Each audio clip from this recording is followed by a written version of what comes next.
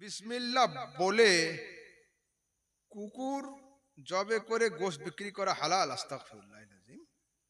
না না না, আরে হালাল হালাল থাকবে। বিসমিল্লাহ কোনো দোয়া নয় যে পাঠ করলে হালালটা হারাম হয়ে যাবে। না, এটাই লিখেছো তো নাকি অন্য কিছু? এটাই। কে বলছে? রাজমিস্ত্রি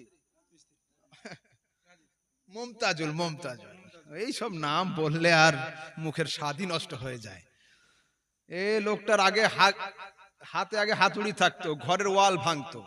এখন ঘরের ওয়াল বাদ দিয়ে মানুষের ইমানের ওয়াল ভাঙা শুরু করেছে, বুঝলেন? ফতোয়ায়ে আলমগীরির হাওয়ালা দিচ্ছে। আমি কতদিন থেকে বলে আসছি যে বাংলা ফতোয়ায়ে আলমগীরি আমি দেখতে চাই না। আরবি ফতোয়ায়ে আলমগীরি যদি তোমার ভান্ডারে থাকে নিয়ে এসো, আর নয়তো আমার কাছে ফতোয়ায়ে আলমগীরি আছে, এই পাতাটা তুমি পড়ে শুধু আমার সামনে বুঝিয়ে দিবে। যদি পারো অনুবাদক করতে হবে না, নির্ভুল ভাবে এক পাতা ফতোয়ায়ে আলমগীরি যদি এই রাজমিস্ত্রি সাহেব আমার সামনে পড়তে পারে, আমি আহমদ রাজা সামদানি এই বক্তব্য লাইন থেকে তালাক দিয়ে দূরে সরে যাওয়ার চেষ্টা করব। এত সহজ নয়। বিসমিল্লাহ পড়ে কুকুর জবাই করে দিয়ে হালাল হয়ে যাবে? হ্যাঁ, এ ভারত হানাফি প্রধান দেশ, পাকিস্তান হানাফি প্রধান দেশ, চীন হানাফি প্রধান দেশ, বাংলাদেশ হানাফি প্রধান দেশ, শ্রীলঙ্কা হানাফি প্রধান দেশ। ये সারা দুনিয়ার মুসলমানদের 80% মুসলিম হলো হানাফি। 80% মুসলিম হলো হানাফি। তো হানাফিদের যে এত বড় মসলা ভুল থাকবে, সারা দুনিয়ার 80% মুসলিম কি জানে না? আর যে কিতাবের হাওয়ালা দিচ্ছে কোনো একজনের লেখা কিতাব নয়, সেই যুগের 550 মুফতি একসঙ্গে হয়ে কিতাব লিখেছিল, তার নাম ফতোয়ায়ে আলমগীরি। তো ফতোয়ায়ে আলমগীরিতে এত বড় ভুল থাকবে আর আমরা কেউ জানতেই পারলাম না? হ্যাঁ, স্বপ্ন দেখলো নাকি? ইউটিউবে তোমরা এই করো, বসার ব্যবস্থা করো। তারপরে হাত তুলে মোনাজাত করা বেদাত? জি না, রাসূল সাল্লাল্লাহু আলাইহি সাল্লাম হাত তুলে মোনাজাত করেছেন, সরাসরি হাদিস দ্বারা প্রমাণিত। অনাবৃষ্টির জন্য তিনি হাত তুলে দোয়া করেছেন। বৃষ্টি না হওয়ার কারণে দুর্ভিক্ষ হয়েছিল বা অন্যান্য সময়ে রাসূল সাল্লাল্লাহু আলাইহি সাল্লাম এতটা হাত তুলেছেন যে রাসূল সাল্লাল্লাহু আলাইহি সাল্লামের জুব্বার হাত খুব চওড়া থাকতো।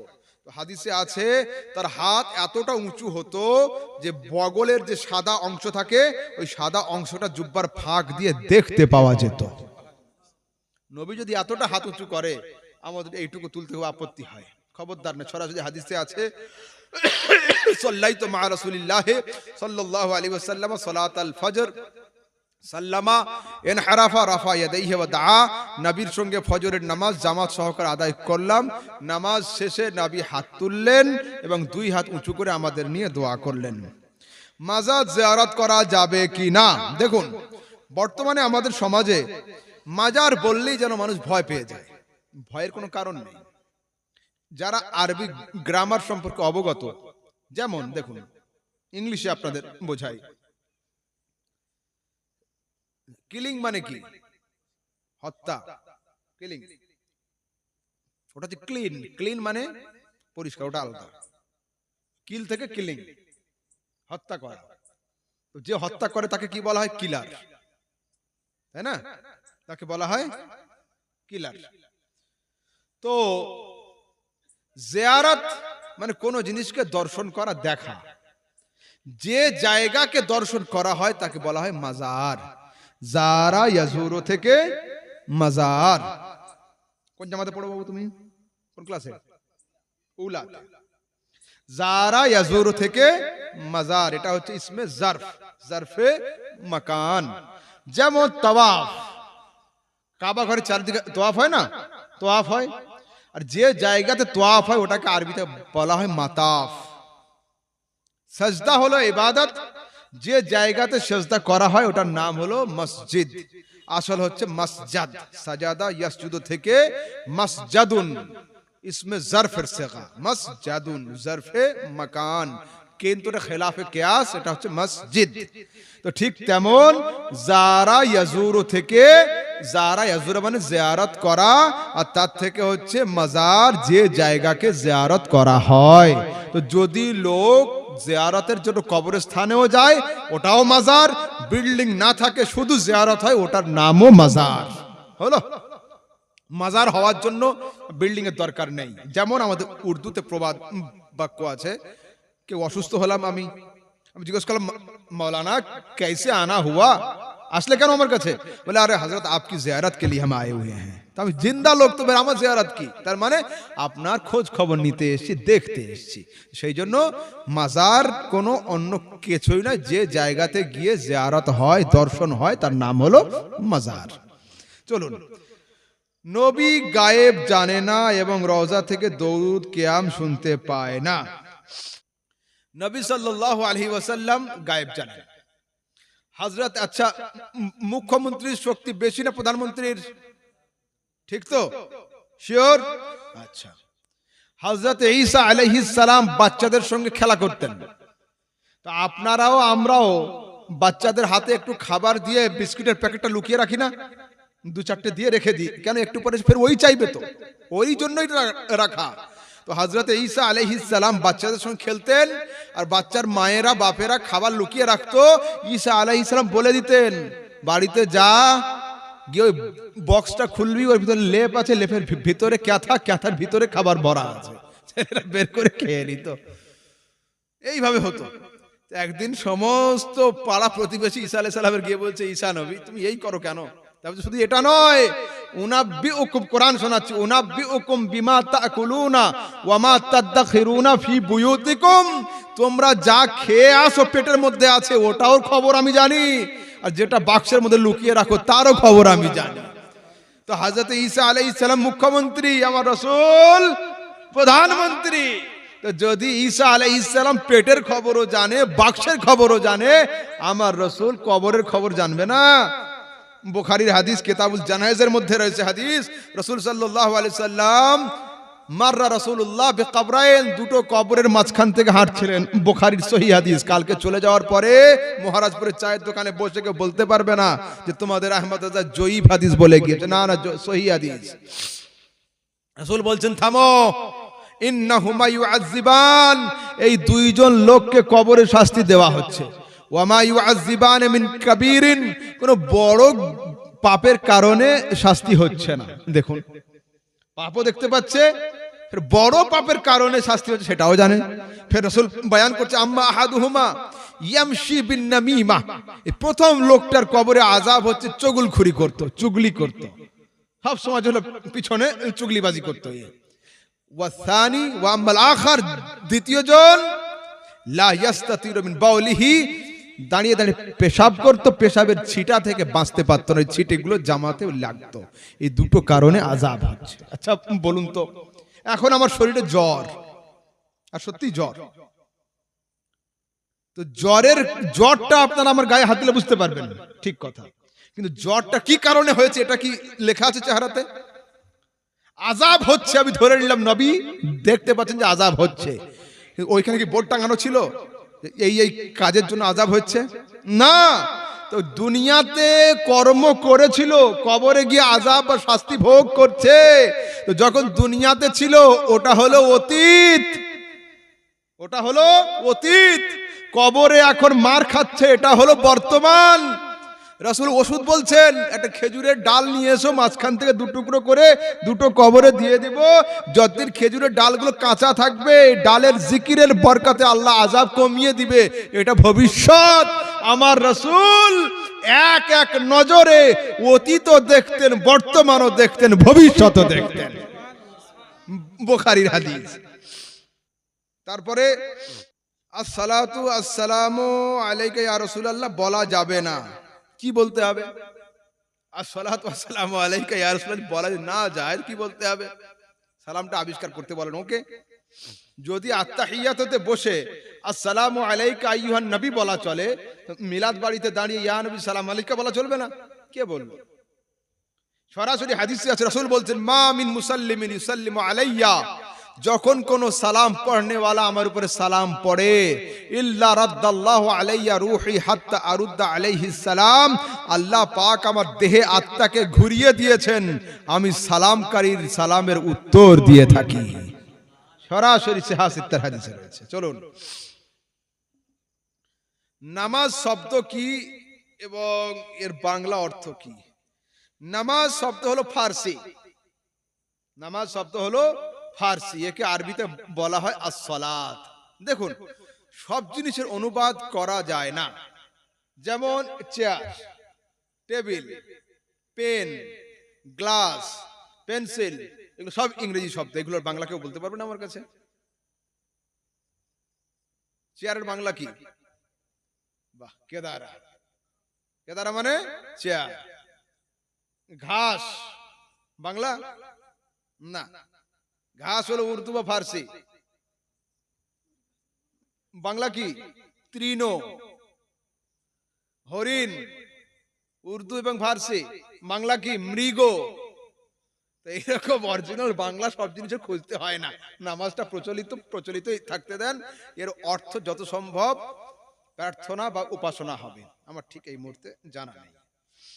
তারপরে নবী পাককে ভাই বলা যাবে কি না, বিষয় হলো এই, অনেক সময় হক কথা হলেও বলা চলে না।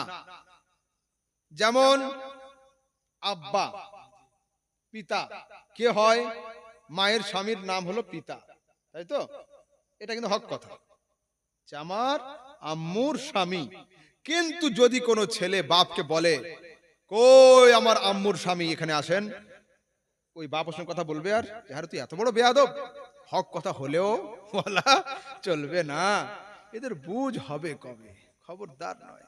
লিখে গিয়েছে, এটা না হয় কাগজে, ওদের কেতাবে লেখা আছে, এই দেওবন্দ নামের মৌলবীদের কেতাবে লেখা আছে, নবী হলেন আমাদের ভাই, কিন্তু তিনি সম্মানের দিক দিয়ে বড়, তাই তিনি বড় ভাই। দেখছেন তো? মানে পায়খানা খাওয়া চলবে, কিন্তু গন্ধ আছে, একটু স্প্রে করে দাও তারপরে খাবো। ভাই আর বড় ভাইয়ের মধ্যে এমন কি পার্থক্য? হায় আফসোস, দুনিয়াতে কাউকে ভাই বলার ইয়ে হলো না। যদি রাসূল ভাই হবেন, তাহলে রাসূলের স্ত্রীগণ কে হবেন? আস্তাগফিরুল্লাহ। নবীদের স্ত্রী সম্পর্কে ভাবি দুনিয়াতে কেউ বলতে পারবে না। কোরআন শিখিয়ে দিয়েছে নবীদের স্ত্রীগণ হলো উম্মাহাতুকুম, তোমাদের মা, মুমিনদের মা। মায়ের স্বামী কি হয়? বাপ। নবীকে বাপ বলা যাবে না। মা কানা মুহাম্মাদুন আবা আহাদিম মির রিজালিকুম ওয়ালাকিন রাসূলুল্লাহ ওয়া খাতামান নাবিয়্যিন। খবরদার, তিনি তোমাদের কারোর পিতা নয়, তাকে পিতা বলবে না। রাসূল সাল্লাল্লাহু আলাইহি ওয়াসাল্লাম তিনি নবী, রাসূল, পয়গম্বর, খবরদার তাকে ভাই বলে কেউ সম্বোধন করবেন না। দেখুন, হ্যাঁ আমি জানি হাদিসে আছে, দুই এক জায়গায় আছে, তিনি আবু বকর সিদ্দিককে ভাই বলেছেন রাসূল নিজে, আবু বকর আমি তোমার ভাই। আলীকে বলেছেন, আলী আনতা আখি ফিদ দুনিয়া ওয়াল আখিরা, তুমি দুনিয়াতেও আমার ভাই, আখিরাতেও আমার ভাই, রাসূল বলেছেন। ওই আলী কোথায় বলেছেন? না। অনেক সময় ডিএম, সিএম, মুখ্যমন্ত্রী, প্রধানমন্ত্রী ভাষণে এসে বলে না, আমি হলাম সমাজের সেবক। নেতারা বলে না, আমি হলাম আপনাদের সেবক, যা সেবা দরকার হবে বলবেন আমাকে, আমি আপনাদের সেবা করার জন্য প্রস্তুত আছি। একটা লোক গায়ে থেকে শার্টটা খুলে দিয়েছে, নেতাজি এটা কেচে দেন, হবে কি? না না না, এখানে ওই সেবার অর্থ নয়, এখানে নিজের খাকসারি, নিজের বিনয় দেখিয়েছেন, নিজের বিনয় দেখিয়েছেন। তো রাসূল সাল্লাল্লাহু আলাইহি ওয়াসাল্লাম যেখানে যেখানে ইউজ করেছেন এইগুলো, এটা তার বিনয় প্রকাশের ক্ষেত্রে, রিয়ালিটি এগুলো নয়। তারপরে আমি যা করি নবী, ও মানে কি? আমি যা করি নবী তাহাই করতেন। এ প্রশ্ন আমি ঠিক বুঝলাম না, এর দ্বারা কি বোঝাতে চাইছে। আচ্ছা আচ্ছা, আর কারো কিছু আছে?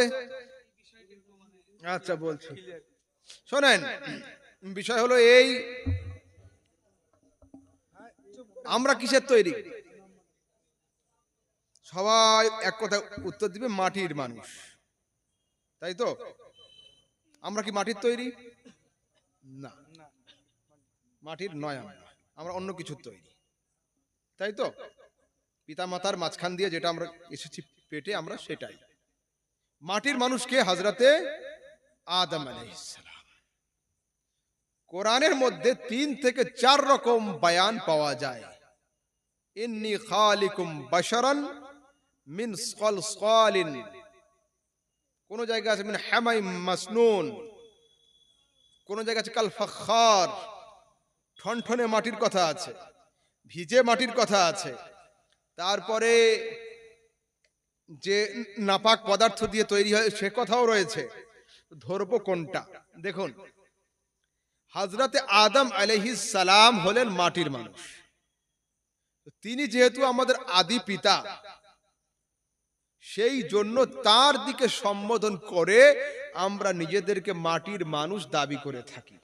কেন? আমরা নিম্নমুখী, কিন্তু আমরা কেউ মাটির তৈরি নয়। গত কয়েকদিন আগে একটা প্রোগ্রামে গিয়েছিলাম, সেখানে প্রশ্ন হলো যে সবচেয়ে প্রথমে কি তৈরি হয়েছে।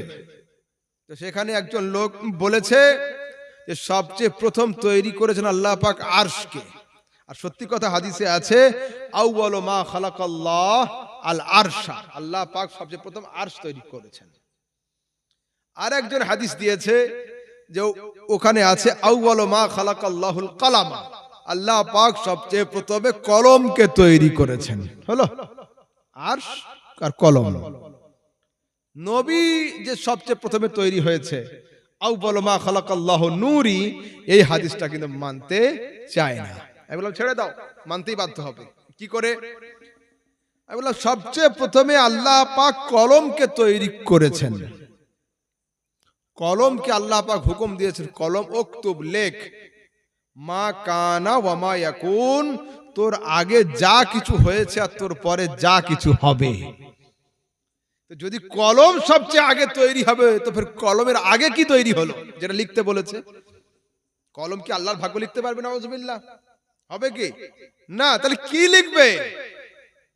উকতুব, তুই লেখ, মা কানা, যা হয়েছে তোর আগে, ওয়া মা ইয়াকুনু, যা হবে তোর পরে। তার মানে এই কলম তোর আগে নূরে মুহাম্মাদি তৈরি হয়েছে সেটাও লেখ, আর তোর পরে কিয়ামত পর্যন্ত যা হবে তুই সেটাও লেখ। অন্য হাদিসে আছে সবচেয়ে প্রথম আল্লাহ পাক বিবেক বুদ্ধিকে তৈরি করেছেন। কোন হাদিসে আছে আরশকে তৈরি করেছেন, কোন হাদিসে আছে কলমকে তৈরি করেছেন, কোন হাদিসে আছে নূরকে তৈরি করেছেন। তো সমস্ত রিসার্চ করে ঠিক ঠিক ভাবে হাদিসগুলো যদি মেলানো হয়, তো প্রমাণিত এটাই হবে যে সবচেয়ে প্রথম রাসূল সাল্লাল্লাহু আলাইহি সাল্লামের নূর তৈরি হয়েছে। ঠিক আছে? হ্যাঁ, আপনার ছিল কি? সাধারণ মানুষ জুব্বা পরতে পারবে কি না? জি হ্যাঁ, অবশ্যই পারবে। অ্যাজ এ সুন্নাত, রাসূল সাল্লাল্লাহু আলাইহি সাল্লামের সুন্নাত হিসাবে যেমন টুপি পরা চলে, পাগড়ি পরতেও পারবে, জুব্বা পরতেও পারবে, ওটা কোনো ফ্যাক্টর নয়। লেবাস ডিগ্রির সাথে কোনো সাথ রাখে না। রাসূল সাল্লাল্লাহু আলাইহি সাল্লামের মহব্বতে আপনি পড়তে পারেন, এতে কোনো সমস্যা নেই। আর কারোর কিছু? বাহ। কবরে আজান দেওয়া কি? দেখুন, আপনাদের এখানে কি আজান হয় নাকি কবরে? আচ্ছা, দেখেন, বিষয়টা হলো এই, কবরে আজান দেওয়া ফরজ নয়, ওয়াজিব নয়, সুন্নাত নয়, মুস্তাহাব একটা আমল। মুস্তাহাব একটা আমল। এর দ্বারাতে উপকার আছে না অপকার, ভালো না মন্দ, লাভ না ক্ষতি, আমি আপনাদের বুঝিয়ে দেব। প্রেসক্রিপশন করা আমার কাজ, ওষুধ কিনবেন কি না কিনবেন ওটা আপনাদের ইচ্ছা। আমি কোনো জায়গায় কোনো আমল করাতে আসি না, বলতে আসি। দেখুন, আমাদের বাপ হযরতে আদম আলাইহিস সালাম, তাকে জান্নাত থেকে দুনিয়াতে নামানো হয়েছিল কোন জায়গাতে জানেন? হাদিসে আছে নাজালা আদম বিল হিন্দ ফাস্তাও হাসা, হযরত আদম আলাইহিস সালামকে হিন্দুস্তানে নামানো হয়েছিল। হাদিসে আল হিন্দ শব্দ আছে। কোন জায়গায়? শ্রীলঙ্কাতে নামানো হয়েছিল, যেটা সিংহল বলা হয়। তখন শ্রীলঙ্কা, বাংলাদেশ, পাকিস্তান, আফগানিস্তান এগুলো সব একটাই দেশ ছিল, হিন্দুস্তান, অখণ্ড ভারত। নামানো হলো তো পুরো শুনশান পৃথিবী, অন্ধকার পৃথিবী, একা আদম দাঁড়িয়ে। ফাস্তাও হাসা, হযরত আদম আলাইহিস সালাম একটু ভয় পেয়েছিলেন, ভীতি ভাব। নাজালা জিবরিল, হযরত জিবরিল ফেরেশতা এসে আদম আলাইহিস সালামের সামনে নেমে ওয়া আযানা ফি ওযনাইহি, আদমের কানে আযান দেওয়া শুরু করলেন। যখন আযান শুরু হলো তো হযরত আদম আলাইহিস সালাম জিজ্ঞাসা করছেন, মান মুহাম্মদ? জিবরিল, মুহাম্মদ সাল্লাল্লাহু আলাইহি সাল্লাম কে? তো বলছে, শোনো, আযানে আমাদের আদি পিতা হযরত আদম আলাইহিস সালামের ভয় দূর হয়েছিল। তো কবরে যখন যাব, শুনশান জায়গায় একাই থাকবো, নতুন জায়গা, মন বসবে না। তো সেই জায়গাতে যাবে যখন, যেমন ফাঁকা জায়গায় পড়ে আমাদের বাপ আদমের জন্য আজান কাজ করেছিল, তো কবরে যখন যাবে তখন আজান দিয়ে দাও, যে আজানে আব্বা শান্ত হয়েছিলেন সেই আজানে তার ছেলেরাও শান্তি পাবে। এটা একটা ফায়দা। দ্বিতীয় ফায়দা, হাদিসে আছে মক্কাতে যখন আজান হতো তো শয়তান 70 মাইল দূরে রোহা নামক স্থানে বাতকর্ম করতে করতে দৌড়ে পালিয়ে যেত। শরহুস সুদূর বিআহওয়াল কুবুর এই কিতাবের মধ্যে আল্লামা জালালউদ্দিন সিউতি রাহমাতুল্লাহ তাআলা আলাইহি লিখছেন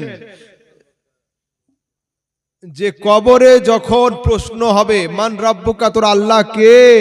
তো কবরের একটা কর্নারে শয়তান দাঁড়িয়ে দাঁড়িয়ে ফাতায়াল্লাহু শায়তানু ওয়া আশারা ইলা নাফসিহি, শয়তান নিজের দিকে ইঙ্গিত করবে, বল বল আমি হলাম তোর আল্লাহ। কবরের মধ্যে গিয়ে মুর্দা মৃত ব্যক্তি যেন ফেঁসে না যায় শয়তানের চক্রান্তে, সেই জন্য প্রশ্ন শুরু হওয়ার আগে আজান দিয়ে দাও, শয়তান কবর ছেড়ে 70 মাইল দূরে পালিয়ে যাক, আর আমাদের মুর্দাটা নির্বিঘ্নে প্রশ্নের উত্তর দিয়ে দিক। হলো। আরো একটা কারণ হলো এই, ছাত্র যত মজবুত হোক না কেন আর উত্তর যতটা লিখে ফেলুক না কেন, যদি হেডমাস্টারের অবর্তমানে ক্লাস টিচার কোনো প্রশ্নের উত্তর দেখাতে চায়, শর্ট কোশ্চেনগুলো, তো ছাত্রের লেখা হয়ে গেলেও কিন্তু একবার পাতা খুলে শিক্ষকের মুখের সঙ্গে মিলিয়ে নেয় যে উত্তরটা ঠিক হলো না হলো না। তা বলছে যখন নিচে প্রশ্ন হবে মান রাব্বুকা, তোর রব কে? উপর থেকে আওয়াজ হবে আল্লাহু আকবার, আল্লাহু আকবার, মানে উত্তর তৈরি হয়ে গেল, রব্বি আল্লাহ, আমার রব হলো আল্লাহ। নিচে প্রশ্ন হবে মা কুনতা তাকুলু বিহাক্কি হাযার রাজুল, এই নূরানি চেহারাওয়ালা মানুষ সম্পর্কে তোর ধারণা কি ছিল বল। তো তখন উপর থেকে আওয়াজ আসবে আশহাদু আন্না মুহাম্মাদার রাসূলুল্লাহ, অটোমেটিক জবান থেকে আওয়াজ হবে হাযা নবিয়ুনা মুহাম্মাদুন সাল্লাল্লাহু আলাইহি সাল্লাম, ইনি হলেন আমাদের নবী মুহাম্মদ সাল্লাল্লাহু আলাইহি সাল্লাম। তারপর 3 নম্বর প্রশ্ন হবে কি, মা দিন ও কত দিন কি। তো উপর থেকে যখন আজান হবে লোকটার স্মরণ আসবে যে আজান একমাত্র ইসলাম ধর্মে হয়, বাকি কোনো ধর্মে আজান হয় না। মুখ থেকে উত্তর আসবে দীনি আল ইসলাম, আরে আমার দিন হলো ইসলাম। তো কবরে আজান দেওয়া মোস্তাহাব আমল, এর দ্বারাতে অনেক উপকার রয়েছে, ফায়দা আছে। বড় বড় ফিকহ শাস্ত্রের কিতাবের মধ্যে 17 জায়গায় আজান দেওয়ার কথা উল্লেখ রয়েছে। বাচ্চা পয়দা হলে আজান দেওয়ার কথা, ঝড় হলে আজান দেওয়ার কথা, আগুন লাগলে আজান দেওয়ার কথা, দিক ভুলে গেলে আজান দেওয়ার কথা, রাতের বেলা রাস্তা হারিয়ে গেলে আজান দেওয়ার কথা, সেই জায়গাতে লেখা আছে কবরে আজান দেওয়ার কথা। তো বাকি 16টা হজম হয়, একটাতে হয় না কেন আমি জানি না, একই জায়গায় লেখা আছে, একই জায়গায়। আর কারো কিছু বলুন। জুমার দিন খুতবার আজান কোথায় হবে, এটা হচ্ছে মূল প্রশ্ন। জুমার দিনে খুতবার আজান হবে কোথায়? সিহাহ সিত্তার আবু দাউদের মধ্যে রয়েছে আলা বাবিল মসজিদ, মসজিদের দরওয়াজাতে আজানের কথা আছে। তো সেই যুগে মসজিদে নববী 100 হাত লম্বা 100 হাত চওড়া ছিল। হলো, তো আজান ইমামের সামনে হবে না, ইমামের সামনেই হবে, মসজিদের দরওয়াজাতে হবে। এটাই হলো হাদিস। একামতের সময় কখন উঠবেন কখন বসবেন, দেখুন মতবিরোধ অনেক জায়গায় থাকে, কিন্তু দেওবন্দি মাদ্রাসায়ও যে কিতাব পড়ানো হয় শারহুল বাকায়া, শারে বাকায়া, হানাফি, সুন্নি, বেরেলি, দেওবন্দি, ফুরফুরা সব জায়গাতেই পড়ানো হয়, এটাতে কোনো আমাদের মতবিরোধ নেই, একই কিতাব। শারে বাকায়াতে সরাসরি আসছে ইয়াকুমুল ইমামু ওয়াল কওমু হাত্তা ইয়াকুল আল মুআজ্জিনু হাইয়া আলাস সালাহ, যখন হাইয়া আলাস সালাহ পাঠ হবে তখন ইমাম এবং মুক্তাদি উভয়েই দাঁড়াবে, এটাই সুন্নাত। হাদিসে আছে, রাসূল বলছেন ইযা উকিমাতিস সালাতু ফালা তাকুমু হাত্তা তারাউনি, যখন ইকামত হবে তখন খবরদার দাঁড়াবে না যতক্ষণ আমাকে দেখতে না পাও। হলো, তারপরে আরেকটা কি প্রশ্ন ছিল তখন, ইয়া নবী আল্লাহ নাকি? দেখুন ইয়া নবী আল্লাহ এটা গ্রামার আর্টিকেলের ব্যাপার, আসল শব্দ হচ্ছে রাসূলুল্লাহ, হাবিবুল্লাহ, নবিউল্লাহ। হলো, মুজাফ ইলাই, তার আগে যদি ইয়া আসে, ইয়া হচ্ছে হরফে নিদা, আল ইয়াউ মিন হুরুফিন নিদায়ে, ইয়া হচ্ছে হরফে নিদা, এটা খামসাত আহরুফিন, 5টা হরফের নাম যেটা দ্বারা সম্বোধন করা হয়, ইয়া, আয়া, হায়া, আয় আর আ হামজায়ে মফতুহা।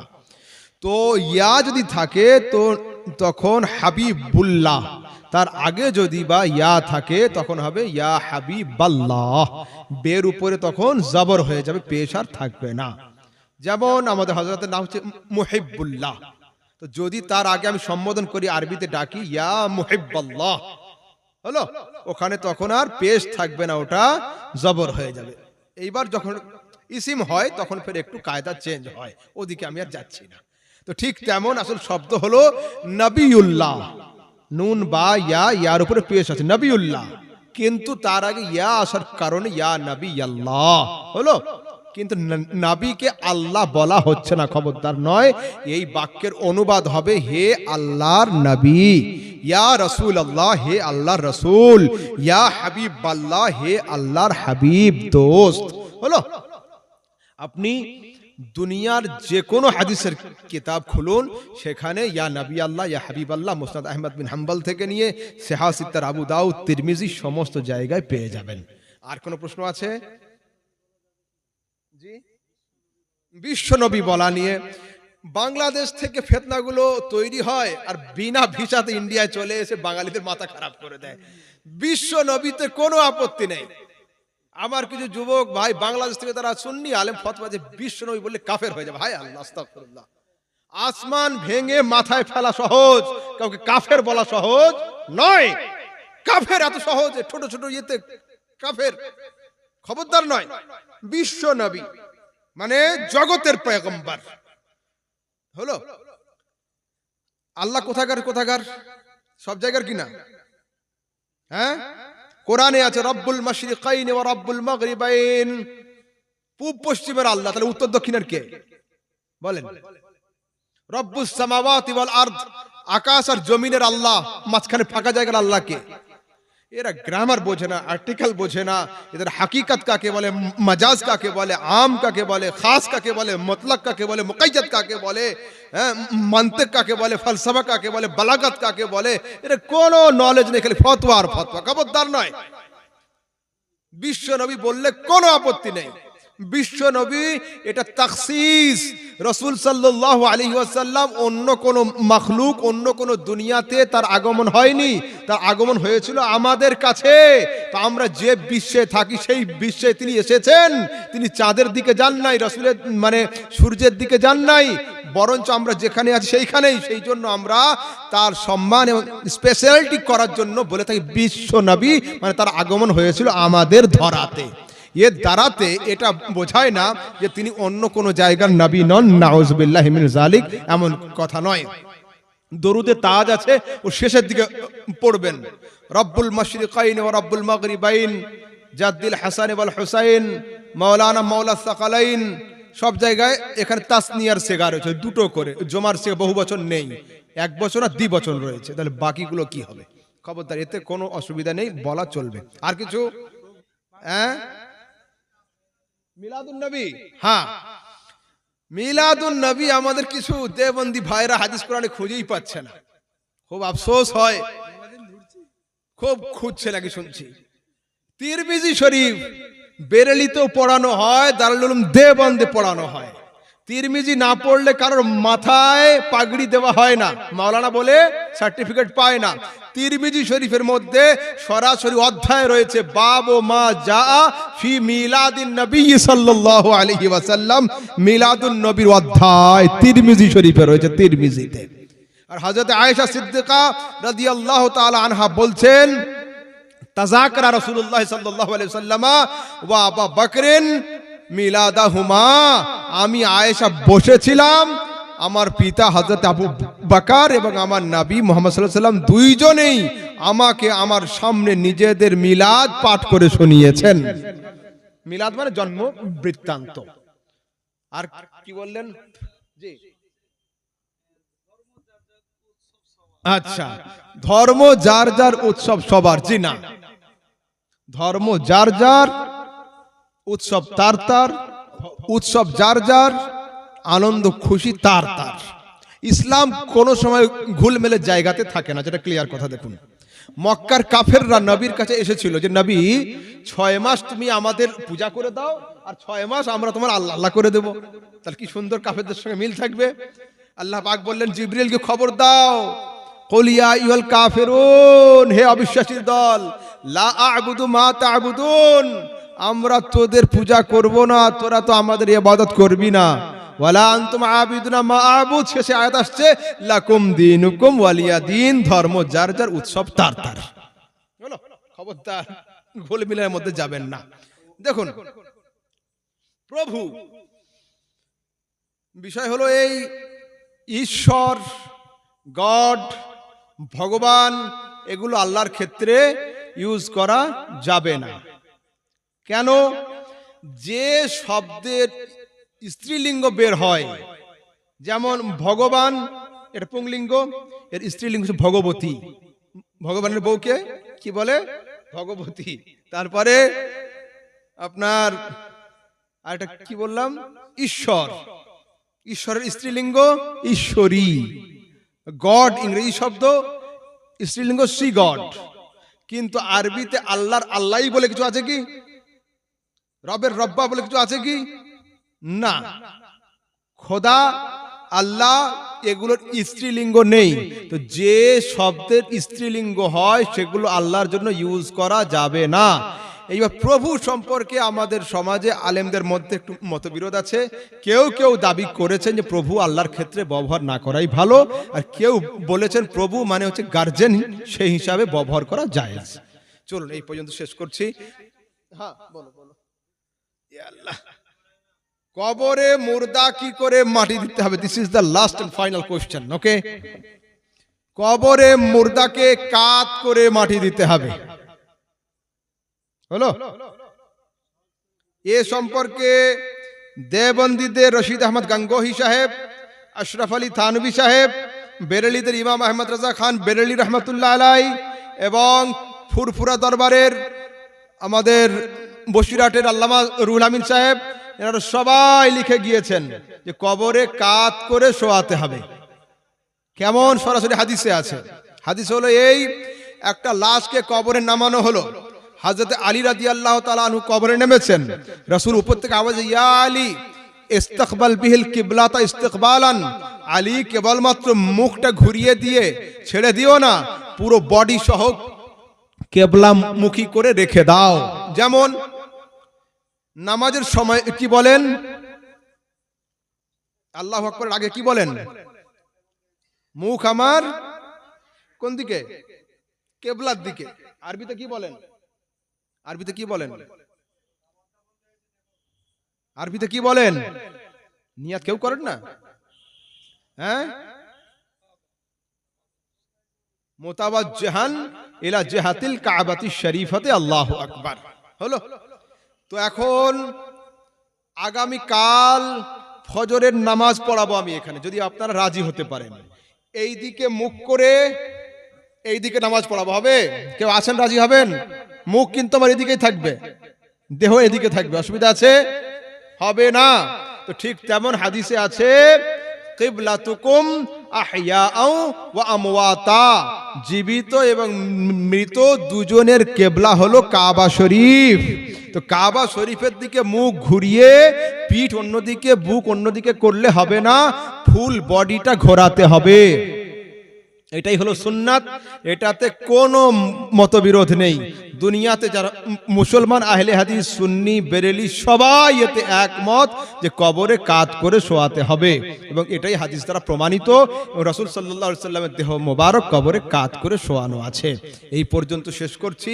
বলার মধ্যে যদি কোনো শাব্দিক ত্রুটি হয়ে থাকে, আল্লাহ পাক যেন রাসূলের ওসিলাতে আমাকে ক্ষমা করেন। ওয়া আখিরু দাওয়ানা আলহামদুলিল্লাহি রাব্বিল আলামিন। আসসালামু আলাইকুম ওয়া রাহমাতুল্লাহি ওয়া বারাকাতুহু।